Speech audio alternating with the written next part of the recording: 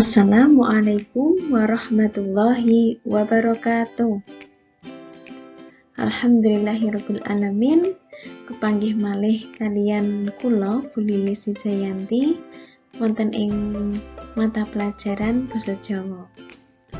Alhamdulillah anak-anakku kelas 8 sampun nglampahi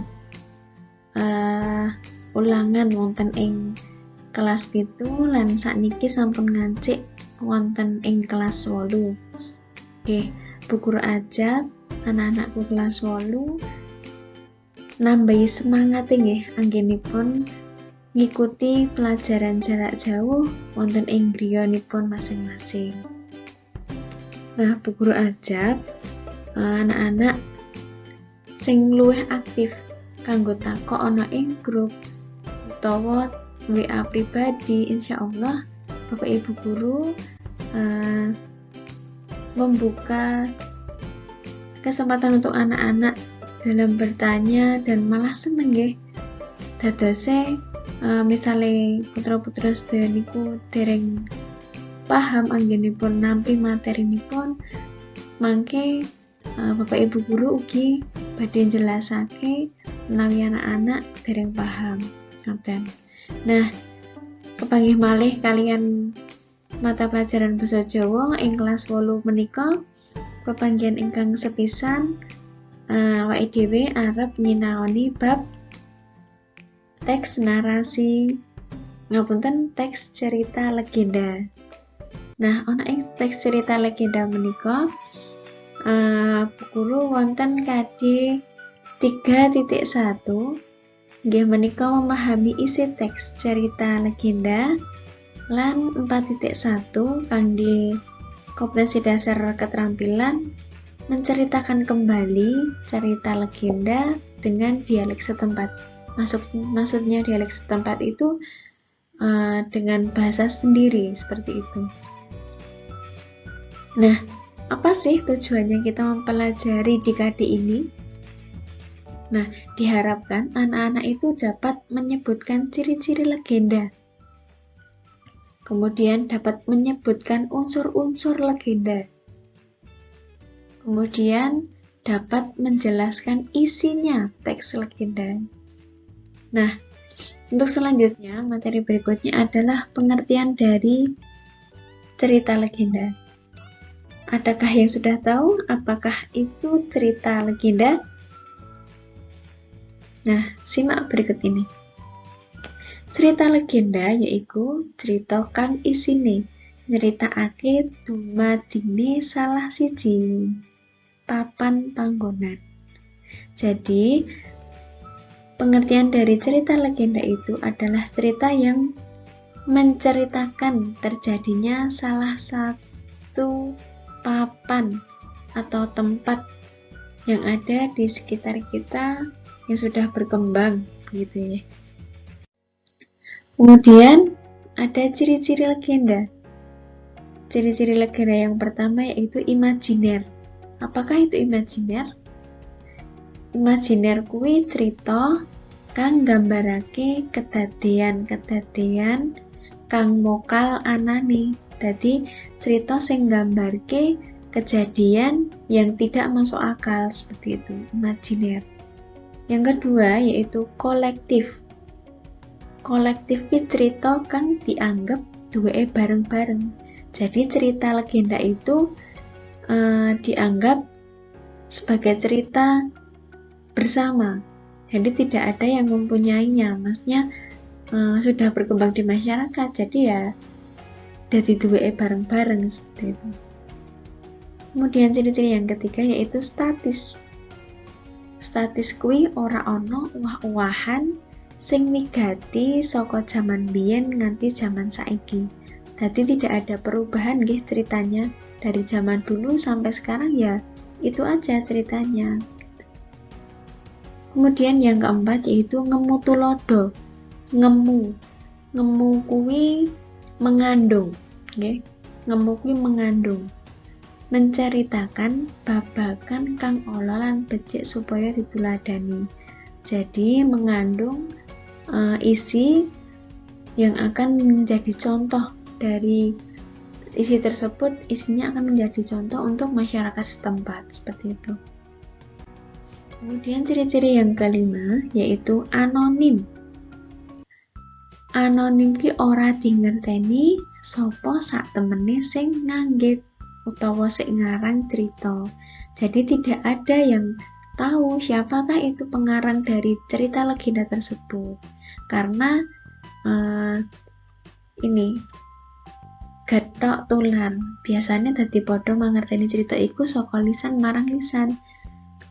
Oleh karena itu, makanya cerita legenda itu tidak ada pengarangnya. Siapa yang ngarang itu nggak tahu.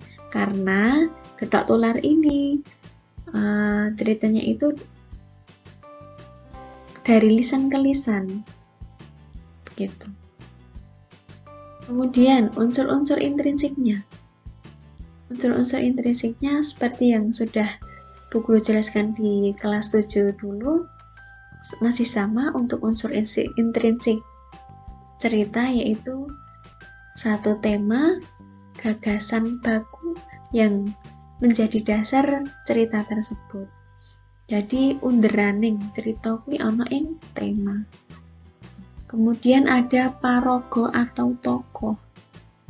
Paraga kang ana ing sajroning cerita. Kemudian ada latar. Latar kuwi ana latar wektu, ana latar panggonan, ana latar swasana. Jadi latar itu dibagi menjadi 3 nggih. Kemudian ada watak. Watak kuwi watak wantune paraga. Jadi watak dari peran atau tokoh yang ada dalam cerita itu ana sing apik, ana sing seneng tetulung, ana sing seneng ngapusi, jujur lan liya-liyane. Kemudian wonten amanat. Pasti ini ada di dalam cerita apapun, pasti unsurnya itu ada amanat. Amanat adalah piwulang atau pesan yang dititipkan oleh seorang penulis kepada pembaca. Nah, pesan itu berwujud pitutur atau nasihat yang baik untuk dilakukan, seperti itu. Kemudian jenis cerita legenda ada 4, yaitu legenda religi atau yang menceritakan tentang bab agama, salah siji ning agama. Contohnya napa mawon, Bu? Contohnya kados mengkaten nggih. Cerita bab Wali Songo kados Ki Sunan Pandan-aran, Sunan Kalijaga, Ki Ageng Sopa lan saliyane. Salajengipun wonten jenis cerita legenda pawongan, yaiku legenda kang nyeritakake paraga tertentu. Maksudnya pripun, Bu? Nah, legenda pawongan iki menceritakan tentang paraga atau tokoh. Contohnya seperti ini. Nah, si Pitong, Joko Tingkir, Joko Tarub. Nah, ini kan termasuk dari pawongan. Pawongan kuwi uwong atau paraga. Kemudian yang ketiga yaitu legenda alam gaib. Legenda kang critakake kepercayaan dhateng alam gaib. Contohnya napa? Nah, sing wis misuwur nggih. Cerita-cerita zaman biyen nganti saiki tetep ngoten iku nggih. Yaiku Nyi Roro Kidul. Salajengipun legenda panggonan. Panggonan kuwi tempat, yaitu legenda kang critakake bab kedadian salah sijining papan. Cerita yang menceritakan kejadian dari salah satu tempat. Contohnya, nah seperti yang cerita kelas 7 kemarin, ada dumadine Rawa Pening. Kemudian ada dumadine Kutha Salatiga lan sakliya-liyane. Nah, mangke anak-anak sedaya saged goleki jenis-jenis cerita niki wonten ing internet kados ngaten. Nah, salajengipun niki wonten tulodo. Bu Guru badhe maosaken setunggal tulodo cerita legenda ingkang irah-irahanipun atau judulnya Dumadine Kutha Salatiga. Nalika kuwi Kabupaten Semarang diasta dening Ki Ageng Pandhanaran kang banget kesuwure. Kesuwur kuwi terkenal amarga anggone ngasta pemerintahan olehe mung bab bondo lan kasugihan. Saengga nglirwakake bab karohanan lan kajiwan kanggo sangu tembe yen wis sedo. Ing sawijining dina, dheweke ketemu karo Sunan Kalijaga. Ki Ageng ora percaya yen panjenengane kuwi Sunan. Mula kanthi rasa gumbedhe awit rumangsa menang derajat, Ki Ageng banjur njaluk bukti marang Sunan Kalijaga. Dheweke gelem sumujud setya lan paring bondo kang ora ketong akeh marang Sunan. Yen Sunan saged maringi bukti. Singkating cerita, ana ing sawijining dina Ki Ageng karo garwane Nyi Rimbawati dadi sesilihane Sunan Kalijaga ngumbara ing tlatah kidul nyebarake agama Islam.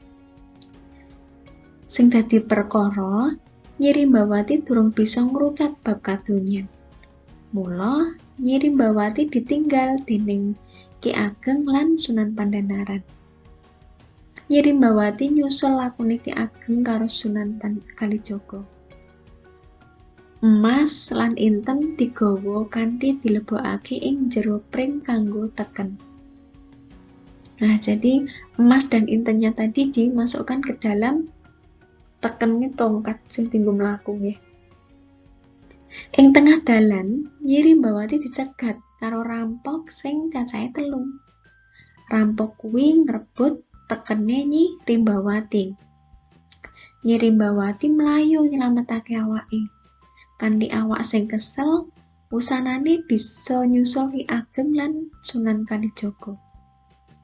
Kanthi tembung pedhot-pedhot ngos-ngosan, dheweke nyritakake lelakon sing ditemai dibegal wong 3 mau.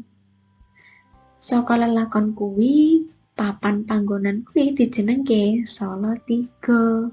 Dijupuk saka tembung sing salah 3. Nah, mekaten niki contoh dari tulodo teks cerita legenda. Salajengipun tugas, ampun kesupen tugase. Golek ana perintahe nggih, golek ana salah siji cerita legenda ing ngisor iki. Nah, anak-anak nanti mencari salah satu dari ketiga ini nggih, boleh memilih. Bisa cerita Wali Songo, bisa Ki Ageng Sela, bisa dumadine Kutha Klaten. Nah, nanti dicari di internet, diambil satu, kemudian perintahnya untuk menulis tangan ana ing kertas folio bergaris. Menawi mboten wonten folio bergaris ugi wonten ing buku tulis mboten napa-napa. Nggih, dadi cerita iki mau disalin ana ing buku tulis. Kemudian, apa sih tugasnya? Nih, golek ana unsur intrinsike. Nah, sing ana ing cerita iki mau, sing mbok pilih iki mau. Nggih, ngoten nggih. Kemudian nanti difotokan, dikumpulkan lewat WA, kanthi cetha lan diparingi asmane, nggih. Cekap semanten anggenipun Bu Guru ngandharaken materi bab teks cerita legenda ing pepanggihan menika. Mugi-mugi anak-anak sedaya langkung gampil anggenipun nampi materi ingkang sampun Bu Guru andharaken nggih. Menawi dereng jelas, ampun kesupen, ampun pekewuh, langsung WA Bu Lilis mawon. Mangke saged Bu Lilis dilentrehake pundi ingkang dereng jelas. Ngoten nggih. Bu Guru pungkasi pepanggihan dinten menika. Akhirul kalam, wassalamualaikum warahmatullahi wabarakatuh.